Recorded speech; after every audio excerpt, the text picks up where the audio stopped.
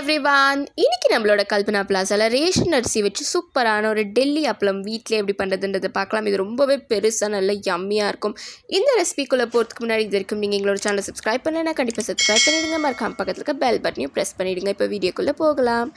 இதுக்கு நான் இங்கே 1 கப் அளவுக்கு ரேஷன் அரிசி எடுத்திருக்கேன். ரேஷன் அரிசி இல்லாதவங்க நீங்கள் மாவு பச்சரிசி கூட எடுத்துக்கலாம். ஸோ இந்த ரேஷன் அரிசியை நல்லாவே வாஷ் பண்ணிவிட்டு இது நல்லா ஒரு ஓவர் நைட் ஊற வச்சிங்கன்னா உங்களுக்கு அப்பளம் ரொம்பவே சூப்பராக வரும். அப்படி ஓவர் நைட் ஊற வைக்க முடியாதவங்க ஒரு 4 to 5 hours நல்லா ஊற வச்சு எடுத்துக்கோங்க.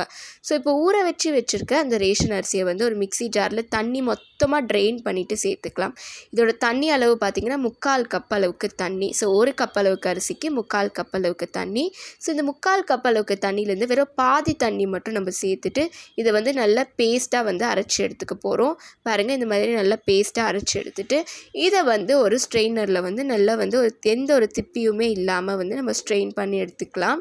அப்போ தான் நம்மளுக்கு ஊற்றுறதுக்கும் பார்த்திங்கன்னா ரொம்பவே ஈஸியாக இருக்கும். ஸோ இதை நல்லாவே ஸ்ட்ரெயின் பண்ணி எடுத்துக்கலாம். எந்த ஒரு லம்ஸுமே பார்த்திங்கன்னா நம்மளுக்கு மாவில் இருக்கவே கூடாது. ஸோ இதை நல்லா ஸ்ட்ரெயின் பண்ணி எடுத்ததுக்கப்புறமா மிச்சம் இருக்கிற அந்த பாதி கப்பு தண்ணி இருக்கு இல்லையா, ஸோ அந்த தண்ணியை மிக்ஸி ஜாரில் சேர்த்துட்டு அதையும் நம்ம பேஸ்ட் கூட சேர்த்து எடுத்து வச்சுக்கலாம். ஸோ இதுதான் பார்த்திங்கன்னா நம்மளுக்கு 1 கப்புக்கு 3/4 கப் அளவுக்கு தண்ணி அளவு.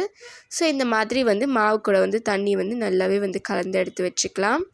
ஸோ இப்போ இதுக்கு நான் மசாலா சேர்க்க போகிறேன். மசாலா வேண்டான்னு நினைக்கிறவங்க நீங்கள் அப்படியே கூட நீங்கள் செய்யலாம், வெறும் உப்பு போட்டு. ஸோ நான் கொஞ்சம் ஸ்பைசி அண்ட் டேஸ்டியாக இருக்கணுன்றதுக்காக கொஞ்சம் மசாலா போட்டு நம்மளோட வத்தல் ரெடி பண்ண போகிறேன். இதுக்கு பார்த்திங்கன்னா நான் தேவையான அளவுக்கு உப்பு சேர்த்துக்கிறேன். அது கூடவே பார்த்திங்கன்னா கொஞ்சமாக கொலஞ்சி, அது கூடவே கொஞ்சமாக சீரகம் சேர்த்துக்கிறேன். காரத்துக்காக கொஞ்சமாக ரெட் சில்லி ஃப்ளேக்ஸ் சேர்த்துக்கிறேன். ஸோ இது எல்லாத்தையுமே சேர்த்துட்டு நல்லாவே கலந்து விட்டுக்கலாம். அண்ட் இது இன்னுமே டேஸ்டி ஆக்கிறதுக்காக இதில் பார்த்திங்கன்னா கொஞ்சமாக ஃபைனாக சாப் பண்ணி வச்சுருக்க கொத்தமல்லி இதையும் சேர்த்துக்கிறேன். இப்போ இது எல்லாத்தையுமே சேர்த்து நல்லாவே கலந்து வச்சுக்கலாம்.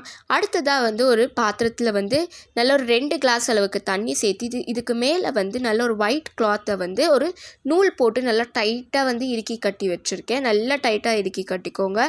ஸோ இது நம்ம இட்லி வைக்கிற மெத்தடே தாங்க. அதுக்கு பதிலாக நம்ம பாத்திரத்தில் வேக வைக்க போகிறோம். ஸோ இப்போ நம்ம ரெடி பண்ணி வச்சுருக்க மாவை இந்த மாதிரி ஒரு கரண்டி வச்சு நல்லா இந்த மாதிரி ஊற்றி விட்டுக்கோங்க. ரொம்பவே மெலிசாக ஊற்றிக்கோங்க. அப்போ தான் நம்மளோட அப்பளம் ரொம்பவே கிறிஸ்பியாக சூப்பராக வரும். இதை ஜஸ்ட் ஒரு 5 to 6 செகண்ட்ஸ் வெறும் செகண்ட்ஸ் தாங்க, 5 to 6 செகண்ட்ஸ் மூடி போட்டு மூடி வைங்க.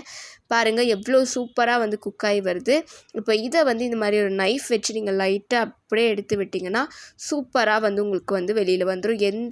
எதுவுமே பார்த்திங்கன்னா உங்களுக்கு ஒட்டவே ஒட்டாது. இந்த மாதிரி சூப்பராக வந்துடும்.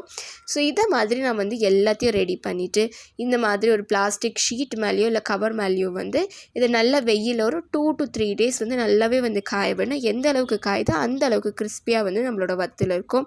ஸோ இது டெல்லி ஸ்டைலில் நம்ம மசாலா அப்பளம் பண்ண போகிறோம். ரொம்பவே டேஸ்டியாக இருக்கும். கண்டிப்பாக ட்ரை பண்ணி பாருங்கள். ரொம்பவே ஈஸியான மெத்தட். நல்ல பெருசாக உங்களுக்கு வரும். சாப்பிட்றதுக்குமே பார்த்திங்கன்னா ரொம்பவே சூப்பராக இருக்கும். ஸோ இதை நல்லா 2 days நம்ம வெயிலில் காய வச்சு எடுத்துக்கலாம்.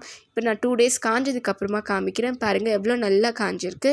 இந்த மாதிரி காஞ்ச அப்பளத்தை நான் எண்ணெயில் போட்டு பொரிச்சு எடுக்க போகிறேன். நல்லா ப்ரீ ஹீட் பண்ணி வச்சுருக்க ஆயிலில் பொரிச்சு எடுத்துக்கலாம். எவ்வளோ பெருசாக வருது பாருங்கள். பார்க்குறதுக்கே சூப்பராக இருக்குல்ல. டேஸ்ட்டும் அவ்வளோ யம்மியாக இருக்கும்.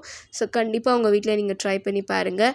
ரொம்பவே விரும்பி எல்லாருமே சாப்பிடுவாங்க. வாயில் போட்டோன்னே அப்படியே கரைஞ்சி போயிடும்.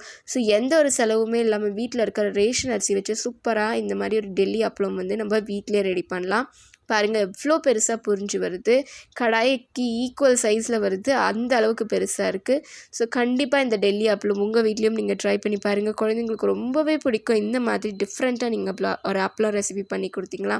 இது மட்டும் இல்லைங்க, இதுக்கு முன்னாடி எங்களோட சேனலில் நாங்கள் நிறைய வத்தல் ரெசிபிஸ் அப்லோட் பண்ணியிருக்கோம். இது வரைக்கும் பார்க்காதவங்க கண்டிப்பாக பார்த்துருங்க. இந்த வீடியோ உங்களுக்கு பிடிச்சிருந்ததுன்னா கண்டிப்பாக கல்பனா பிளாஸாக்கு லைக் பண்ணுங்கள், ஷேர் பண்ணுங்கள், சப்ஸ்கிரைப் பண்ணுங்கள், மறக்காமல் கமெண்ட் பண்ணுங்கள். Stay tune with the channel for upcoming video. See you, tata, bye bye.